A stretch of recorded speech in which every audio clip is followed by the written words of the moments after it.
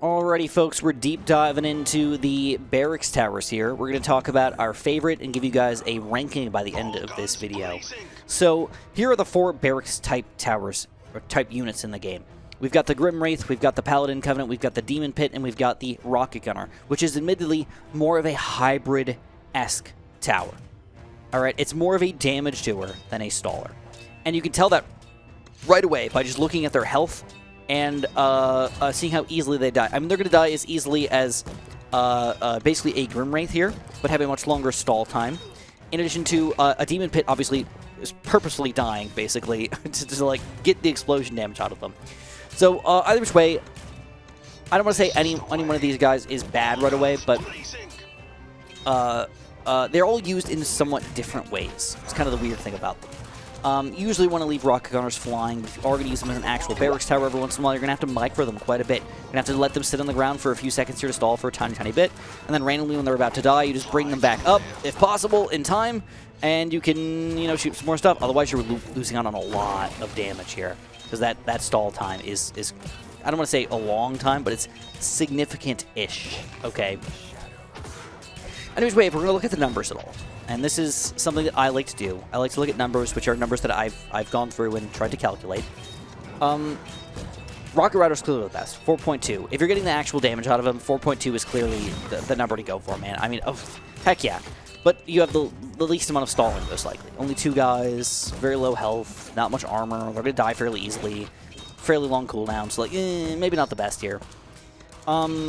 Paladin Covenant coming at 3.6, which is actually very, very fair in the game. Like, if I was ever going to try to get anything going here, Paladin Covenant would be very solid at 3.6. Demon Pit randomly garb, and oddly enough gets worse over time, which is a similar thing for a lot of the Barracks towers for some reason. As you level up, I think they assume that people are going to live for longer, so their efficiency or total possible damage goes down. Okay? And that's weird, because, like, yes, you could have them get the max damage out as a Tier 1 or a Tier 4, but it's weird that it really just seems to, like, spamming a bunch of Tier 1s is seemingly better, oddly enough. And that's going to bring us to the Grim Wraith here at 3.2. I don't know if that's bad or not, but 3.2 is okay. I mean, as far as Barracks is concerned, somewhere in the middle of the pack here. He does what he does, so yeah, I don't really know what else to say about him, besides that they do all seem to have some armor here, which is kind of interesting, except for the Demon Pit. The armor, so they do want to keep you alive, at least a little bit. Any which way, this is not the entire story. We've got to go a little deeper here and talk about their abilities. So we're going to focus on the Rocket Gunners first, which again are more of a hybrid tower. We're going to go over the Sting Missiles, which are, to be honest, kind of bad. Like, the problem with the Sting Missiles is that they only kill a unit if it specifically has max health lower than what they have here. So it doesn't matter if you've got this enemy with just 630 health, gets killed down to 590 health, we can never kill it with a Sting Missile. It specifically is the max damage. So even if I get this second level here, you're going to notice we're not going to shoot a missile until it shoots out and hits one of these small guys, which is really terrible. Like, we specifically, to get the max efficiency out of it, 5.1 and 7.5, that is literally hitting the exact max health, and that's never going to happen, just to be straight. And one thing about this game is that casual, veteran, impossible, the main thing that changes is the amount of health that an enemy has. So what does that mean for us? Well, it means that this is really difficult to use in a lot of situations in the correct way. So, other which way, I'm not a huge fan of the Sting Missiles. They don't make much sense, but the phosphoric coating definitely does. 8.4, 5.8, and 4.8, clearly the first level here is going to be the best for us. I'm not really sure why they did it exactly like that, but it is pretty good overall. Let me get some water real quick. So anyways, Rocket Gunners in general, they're a mixed bag. They're technically the strongest overall damage doer, but probably the worst staller. Their missiles really bad, but their phosphor coating's pretty good. So like very just odd-ish tower overall, basically. All right. Moving on, though, we've got to talk about the lead by example, which has an efficiency of unbelievably low. But this is weird because it's a technical efficiency, right? This is if we have a Grim Wraith up to Tier 4 next to us, that's the amount of bonus damage we do. It's at 0.1 1 efficiency, basically. So we need 4 Tier 4 Grim Wraiths next to this guy to be effective. Or, you might not think about it, but heroes. If you have both of your heroes right here, working next to this guy, and he gets the lead by example going, like, yes, it actually can be pretty gosh darn effective. But that's really, really, really hard to calculate because you have all the different heroes doing different amounts of damage and whatnot. So really just kind of keep that in mind here while you're playing with them. But according to the math, it's not that great, just straight up. Then we move on to the Demon Pits. So clearly the Demon Pits were absolute garbage as base tiers here. But once we get to the abilities, you're going to see some really awesome numbers here. Master Exploder is probably the most interesting one because it does a ton of burn damage. And this efficiency is for only killing one guy with an explosion, which you could easily hit 2 or 3 or 4 or maybe 5, maybe 6. Like, I don't know. Like, obviously, you can't take that into consideration fully, but if it does hit only 2 or 3 guys, we're looking at 7s, 10s for the Master Exploder. Clearly one of the most effective, awesome upgrades in the game if you can get it to max out over here. So absurd, just straight up, just kind of absurd. And the big boss is the same way. Now, the weird thing is like, if I checked out my max possible efficiency, it was actually in the 12-ish range. But in a realistic scenario, it was more in the 6-ish range. So, in my opinion, that means the big boss is definitely also one of the best abilities in the freaking game. So you've got 2 of the best abilities in the game right next to each other on the tower, so you need to spend big money to make this effective here. But if you do spend that money, it's going to be unbelievably fan-freaking-tastic, bro. Use them up nice and big here to get the max damage out of them. Anyways, it's gotta go a little bit deeper here. So we've got to talk about, lastly, the Grim Wraiths. Now, I don't want to say that any of these are bad or good, but the weird thing about them is they work in kind of an opposite way, okay? Soul Siphon works if you survive for a long time. Undying Dread works if you die a lot. So, like, it's difficult to say what you want it to do. Do you want to die? Do you want to survive? Do you want to live for a reasonable amount of time and then die? It's really difficult to know what the best way to do this is.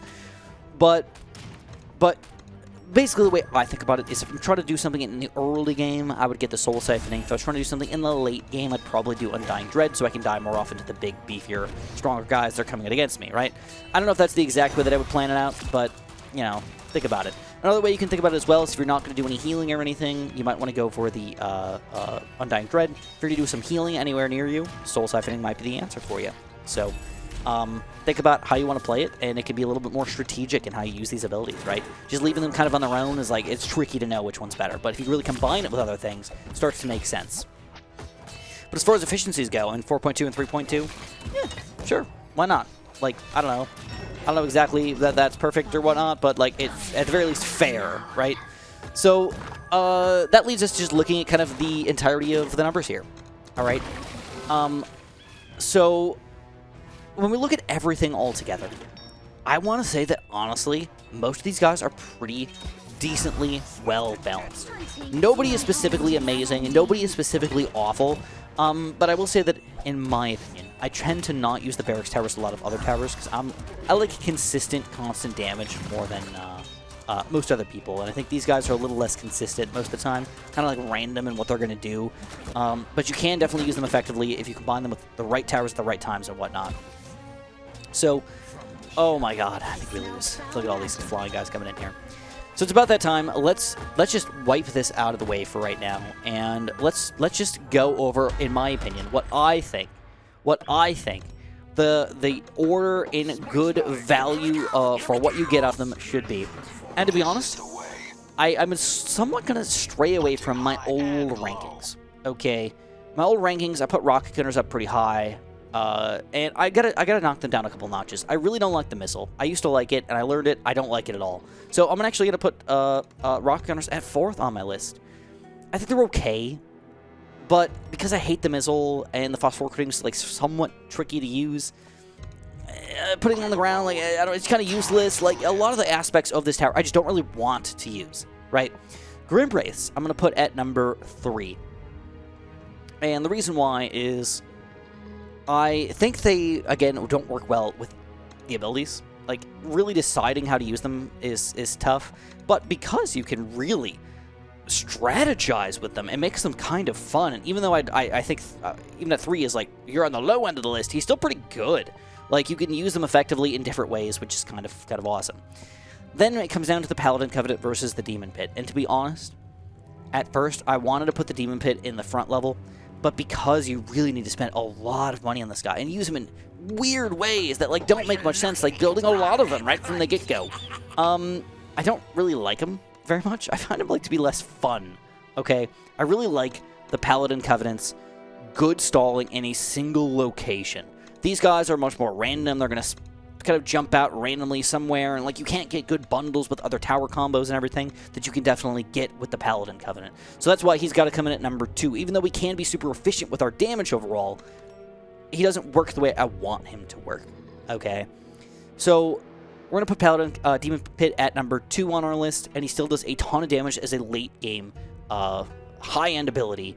But again, I don't know, the randomness is just a little goofy. And then it comes down to the Paladin Covenant, which is very consistent with its damage. It's very consistent with its stalling. You know exactly what you're getting out of it. You can combine it with other towers really well, and it just works well overall. So Paladin Covenant's got to come in at number 1 on my Barracks list. Yeah, I know. I'm going to have to remake some of my videos where I talk about these previous Barracks towers, because I didn't feel like I fully understood them until I really dove deep into them.